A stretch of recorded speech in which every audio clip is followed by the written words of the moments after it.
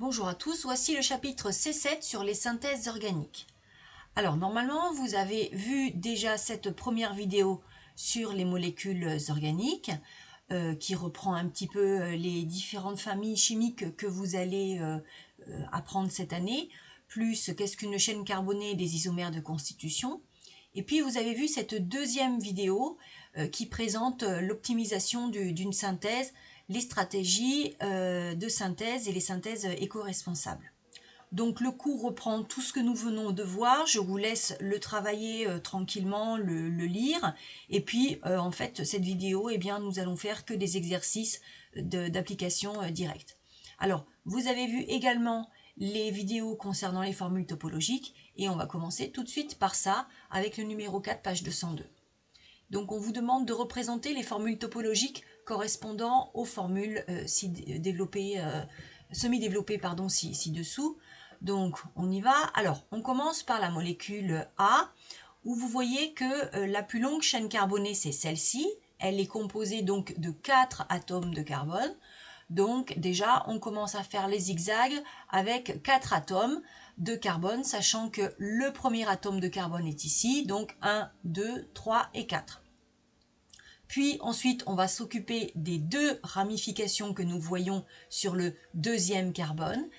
Et nous allons les représenter donc au niveau, ça c'est le premier carbone, donc deuxième carbone il est là.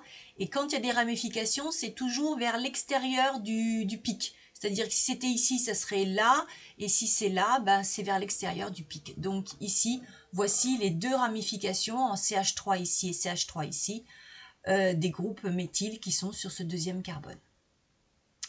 On passe à la molécule B.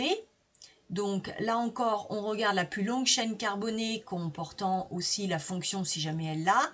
Donc c'est celle-ci, avec 1, 2, plus 5, ça fait 7, et enfin 8 atomes de carbone. Donc on fait les zigzags pour 8 atomes de carbone. Donc c'est parti. Donc 1, 2, 3, 4, 5, 6, 7, 8. N'oubliez pas de compter 1 ici. Ensuite, il n'y a pas de ramification. Par contre, on visualise ici le groupe carbonyle sur le deuxième carbone, c'est-à-dire ici, et donc on le rajoute. On passe à la molécule C. Alors, la plus longue chaîne carbonée, elle est ici, avec 4 atomes de carbone. Donc on y va pour les zigzags, 4 atomes de carbone. Puis on va rajouter la fonction, donc, et le groupe méthyle qui sont sur le même carbone, à savoir, donc ici en partant de là, c'est le deuxième, donc c'est celui-ci, premier, deuxième, troisième, quatrième. Donc voici ici le groupe hydroxyle et puis la ramification donc en méthyle CH3. Et enfin, on passe à la dernière molécule. Là encore, on regarde la chaîne carbonée la plus longue, qui est donc celle-ci. Donc 3 atomes de carbone. Donc on fait les zigzags. Puis on va rajouter ici le groupe carboxyle de la fonction des acides carboxyliques. Donc on les représente là et là, ça redevient ceci. Et puis ensuite, il faut compléter avec les deux groupes méthyl sur le deuxième carbone, sachant que celui qui porte la fonction c'est le numéro 1, donc ici sur le deuxième carbone, et donc les voici.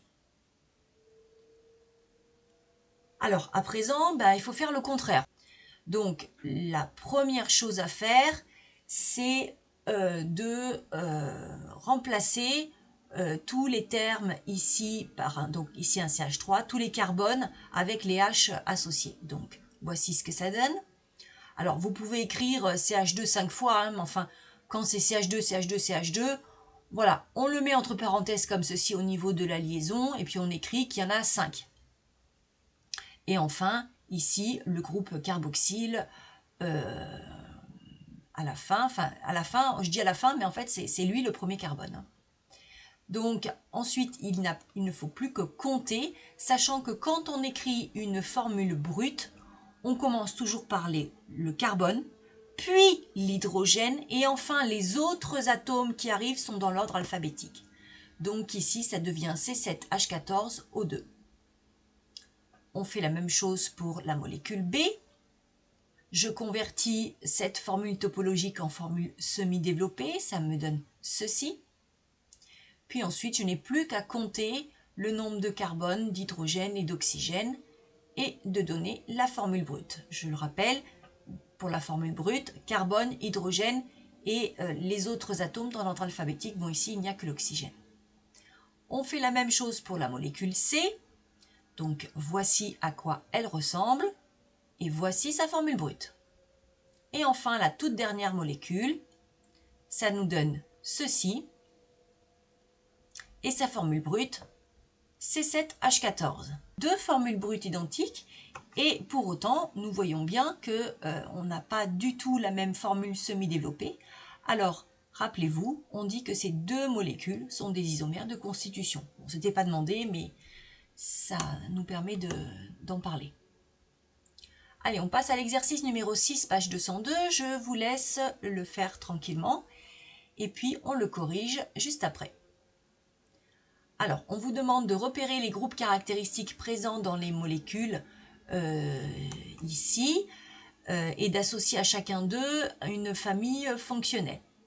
Donc, pour les repérer, on va les entourer et puis on va indiquer à quelle famille ils appartiennent. Donc, pour la molécule A, nous repérons la famille amine, donc un atome d'azote relié à d'autres atomes de carbone, et éventuellement DH. Ça peut être, l'atome d'azote peut être relié à 3C, 2C, 1C, peu importe. Ça reste un groupe amine s'il n'y a pas d'autres fonctions à côté. Pour la molécule B, nous reconnaissons ici le groupement ester. Pour la molécule C, attention, ce n'est pas une amine, mais une amide, car cet azote ici, qui est lié à un carbone et à un autre carbone, cet autre carbone est lui-même lié à, avec une double liaison à un oxygène. Donc tout ceci, c'est le groupe amide. Pour la molécule D, on retrouve le groupe aldéhyde. Attention, C double liaison O, simple liaison H, il ne faut pas oublier qu'il y a un H ici. Eh bien, ça, c'est la famille des aldéhydes. Et enfin, pour la dernière, attention, il y a deux fonctions. C double liaison O, c'est la famille de l'acétone. Donc, vous avez ici un groupe carbonyle entre deux carbones. Donc, ici, contrairement à ici, où là, il est en bout de chaîne, c'est un aldéhyde. Ici, c'est une cétone. Et puis, on reconnaît encore une fois de plus la fonction acide carboxylique ici en bout de chaîne. Alors, pour chaque molécule, on vous demande d'indiquer si son squelette carboné est saturé ou non. Alors, petit rappel, squelette carboné saturé, ça veut dire qu'il n'y a que des simples liaisons entre les différents atomes de carbone. Par contre, si le squelette n'est pas saturé, eh bien, il y a des liaisons doubles ou triples entre carbones. Attention, ça ne marche pas avec les oxygènes, hein, c'est toujours entre carbones. Donc ici, eh bien, il n'y a aucune double liaison carbone-carbone ou triple liaison. Donc le squelette est saturé. Ce n'est pas le cas ici, où vous avez une double liaison carbone-carbone. Donc ici, on a un squelette non saturé. Ici aussi, vous avez un squelette non saturé entre ces deux carbones. Ça ne compte pas. On ne s'intéresse qu'aux liaisons carbone-carbone. Ici, on a un squelette saturé. Et également ici, nous avons un squelette saturé car il n'y a pas de double liaison carbone-carbone. Donc, voici le résultat de cette question. Alors, dans l'exercice suivant, on vous demande de nommer l'espèce dont on vous donne ici la formule topologique. Alors, reprenez la fiche numéro 8, page 459, pour essayer de trouver son nom. Allez, je vous laisse le faire, mettez sur pause. Donc, ici, pour pouvoir nommer cette molécule, alors déjà, on reconnaît qu'il y a un groupe amide. Et donc, pour commencer le nom, eh bien, on va prendre la chaîne carbonée qui contient le groupe amide, c'est-à-dire le carbone qui est lié et à l'oxygène et à l'azote, avec sa chaîne. Donc, ça devient cette chaîne-là qui contient donc 1, 2, 3 carbones. Donc, c'est du propanamide. Puis, une fois que nous avons fait ça, eh bien, nous allons indiquer ici les deux groupes éthyles qui sont à côté, enfin, liés, pardon, à l'azote. Et donc, ça devient le N-éthyl, N-méthyl propanamide. Alors, pourquoi dans ce sens-là? Tout simplement, c'est par ordre alphabétique. Éthyl, ça commence avec un E, méthyl, ça commence avec un M. Donc, N-éthyl, N-méthyl propanamide. Ensuite, on vous demande de représenter la formule topologique du 3-méthylbutanoate d'éthyle. Alors déjà, il faut commencer par regarder qu'est-ce que c'est que cette fonction. Ça se finit en OAT de quelque chose. Donc ça, c'est le groupe ester. Et le groupe ester, C double liaison O puis simple liaison O, eh bien ce C là qui porte cette fonction, c'est lui qui va porter la chaîne. Donc ici, vous avez écrit butanoate. Donc, ça veut dire que cette chaîne, elle est en but, c'est 4 carbones. Donc, elle est à 4 carbones. On commence par écrire donc ceci. Donc, carbone numéro 1, attention, c'est celui qui porte la fonction simple liaison O, double liaison O. Donc, c'est le 1, 2, 3, 4. Ensuite, une fois que nous avons fait ça, on va écrire le groupe alkyle qui se place ici derrière cet oxygène. Donc, c'est ce groupe-là qui a le mot derrière OAT de quelque chose. Donc, éthyle, c'est avec 2 carbones, donc 2 carbones. Un carbone ici, un carbone là. Et enfin, il nous manque la ramification, qui est le 3-méthyl. Alors, sachant que le carbone numéro 1 est ici, donc ça fait 1, 2 et 3. Et donc, voici la formule topologique du 3-méthylbutanoate d'éthyle. Allez, je vous laisse faire l'exercice numéro 10, page 203. Mettez sur pause, on corrige après. Alors, on vous dit que pour chaque couple de formules topologiques ci-dessous, on vous demande d'identifier si les espèces correspondantes sont des isomères de constitution et on vous demande de justifier. Alors, pour rappel, des isomères de constitution sont des espèces qui ont la même formule brute, mais avec des formules semi-développées différentes. Donc ici, il va falloir trouver les formules brutes de chaque espèce et voir déjà si on a la même formule brute ou pas. Alors, on y va, on commence par ces deux molécules ici. Eh bien, elles n'ont pas la même formule brute parce que pour la première, c'est C5H10O, alors que pour celle-ci, c'est C5H12O. Donc, pas la même formule brute, donc ces deux espèces ne sont pas des isomères de constitution. On fait pour la B, donc là on s'aperçoit qu'elles ont exactement la même formule brute, d'accord? Elles sont symétriques tout simplement, mais en fait, alors elles ont effectivement la même formule brute, mais elles ne sont pas différentes. Si vous retournez cette molécule, vous obtenez celle-ci, donc c'est exactement la même molécule. Et donc, ces deux espèces sont identiques, elles ne sont donc pas isomères. Pour qu'elles soient isomères, il faut que les molécules ne soient ni identiques, ni ayant la même formule semi-développée ou la même formule topologique.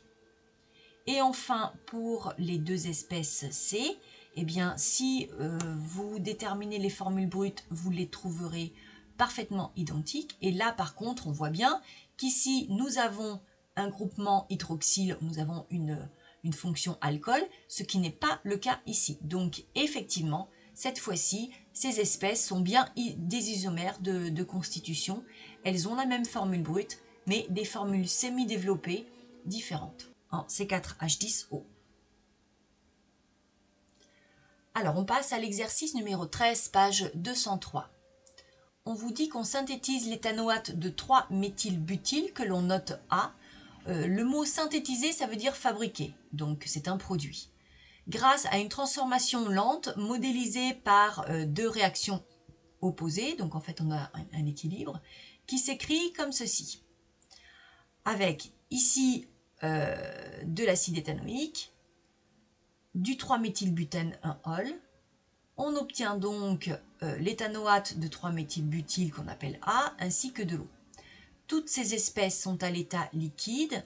Attention, l'eau ici n'est pas en excès. En effet, toutes ces espèces sont pures et donc on n'a pas de solution aqueuse.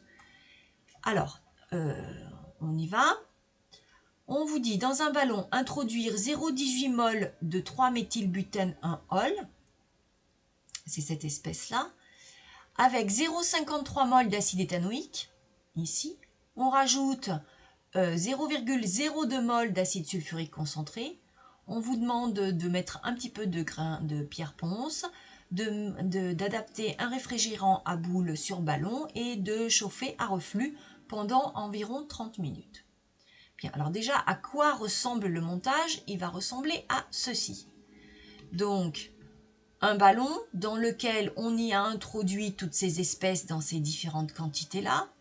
Ce ballon est fermé et au-dessus, on y installe un réfrigérant à boule qui est ouvert ici avec une entrée d'eau froide qui va entourer toute cette verrerie en boule ici et qui va ressortir par là et qui sert en fait à refroidir les vapeurs qui vont se former lorsque ce ballon qui est installé ici sur un chauffe-ballon va se mettre à chauffer, donc à bouillir. Eh bien, les vapeurs vont monter. Si on ne fait rien, si on ne refroidit pas, les vapeurs, elles s'en vont. Donc, les produits obtenus, même éventuellement les réactifs, s'ils ont une faible température d'ébullition, etc., tout va partir. Alors que si, donc, on y met ici une entrée d'eau froide pour entourer à l'intérieur de ces boules-là, la vapeur qui est ainsi produite, eh bien, elle va se recondenser au fur et à mesure de sa formation et elle va retomber dans le mélange réactionnel. Donc, comme ça, on n'a pas de perte ni de réactif ni de produit. Le mélange est chauffé, mais sans perte. Voici l'intérêt du chauffage à reflux. Alors, on vous demande citer 2 raisons qui laissent penser que l'acide sulfurique est un catalyseur de réaction. Alors, les 2 raisons sont les suivantes. Tout d'abord, cet acide sulfurique, il n'apparaît pas dans l'équation. Donc, on peut penser que c'est un catalyseur. Et ensuite, un catalyseur, on n'en a pas besoin d'en avoir de grandes quantités, puisqu'au fur et à mesure, il est régénéré, donc des toutes petites quantités suffisent. Et en effet, si vous comparez la quantité de matière introduite par rapport aux quantités de matière de ces 2 réactifs, vous voyez, il n'y a pas photo, on est vraiment sur des toutes petites quantités. Donc, voici les 2 raisons pour lesquelles on peut penser que l'acide sulfurique joue le rôle de catalyseur. Ensuite, petit b, on vous demande de citer 2 opérations de ce protocole qui nous permet d'augmenter la vitesse de formation de A. Alors, la première opération du protocole, eh bien, c'est tout simplement qu'on chauffe le mélange. Vous savez que la température est un facteur cinétique. Et donc, la deuxième opération de ce protocole ici qui nous permet d'augmenter la vitesse de formation de A, c'est justement l'utilisation de ce catalyseur. Donc ici, le chauffage plus le catalyseur permettent d'augmenter la vitesse de formation de l'espèce A. Et enfin, on vous dit, citez l'opération du protocole qui permet d'optimiser le rendement de synthèse. Donc, nous avons affaire à une réaction qui est certes lente, mais surtout qui n'est pas totale, puisqu'elle est modélisée par 2 réactions opposées. Et donc, pour déplacer ici la flèche dans le sens direct, eh bien, l'opération qui est utilisée ici, c'est l'excès d'un des 2 réactifs. Vous voyez que les 2 réactifs, donc ici et là, pour l'acide éthanoïque, lui, on en met 0,53 mol, alors que lui, on n'en met que 0,18 mol. Or, vous voyez, d'après l'équation, tous les coefficients stoichiométriques sont égaux à 1. Donc, effectivement, l'acide éthanoïque à 0,53 mol est bien en excès, en large excès, par rapport au 3-méthylbutane 1-ol, donc à l'autre réactif. Et donc, c'est cette opération qui nous permet effectivement faire en sorte que le rendement sera plus important. Petit b, justifier que si on éliminait l'eau du milieu réactionnel au fur et à mesure de sa formation, on augmenterait le rendement. Alors, ça, nous l'avons vu en cours. En effet, si on éliminait l'eau ou d'ailleurs l'autre espèce ou cet autre produit-là, eh bien, on aurait le quotient de réaction qui resterait inférieur à K. En effet, le quotient de réaction ici, attention, ce sont des produits qui sont tous à l'état liquide et non aqueux, donc je les prends tous en considération. C'est la concentration de A fois la concentration de l'eau divisée par la concentration du produit de ces réactifs. Puisque la valeur, les coefficients stoichiométriques sont tous égaux à 1, on peut aussi dire, puisqu'ils sont dans le même volume, que c'est la quantité de matière de A fois la quantité de matière de l'eau divisé par le rapport des quantités de matière de ces deux réactifs. Eh bien, si on élimine l'eau, ou A, eh bien le numérateur de QR devient égal à 0. Et donc, effectivement, on resterait sous la valeur de K, ce qui provoquerait l'évolution du système dans le sens direct.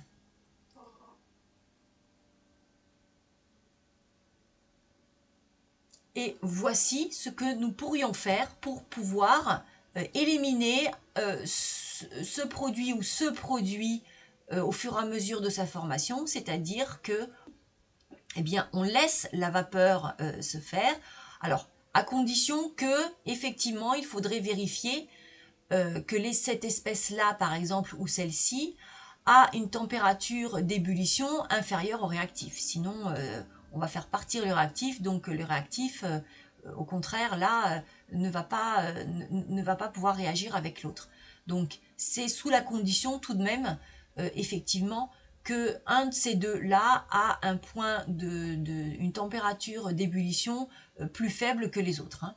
Et donc, en ce cas-là, admettons que ce soit A, ce qui est souvent le cas lorsque j'obtiens un ester, eh bien, il va donc s'évaporer au fur et à mesure de sa formation.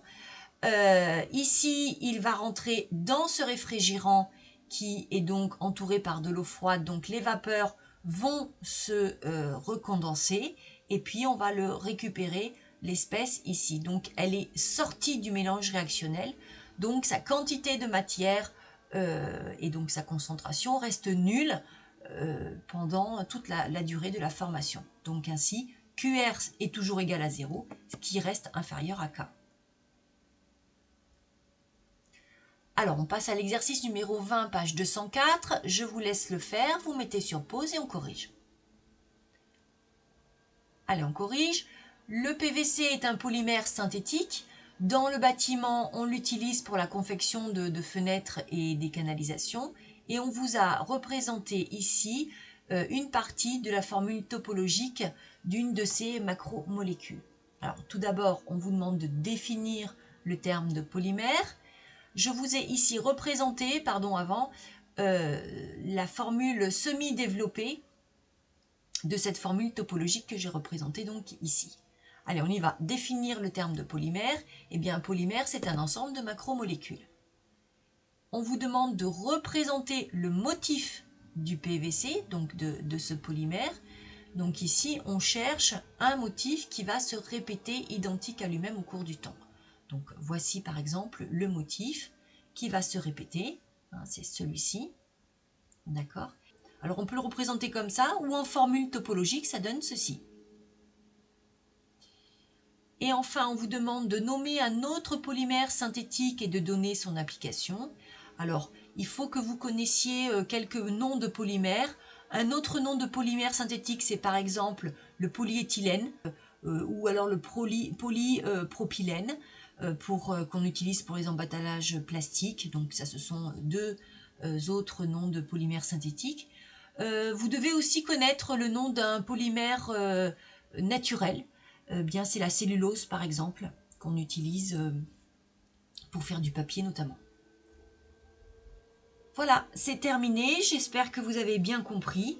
N'hésitez pas à noter vos questions et on se revoit pour y répondre. À très vite!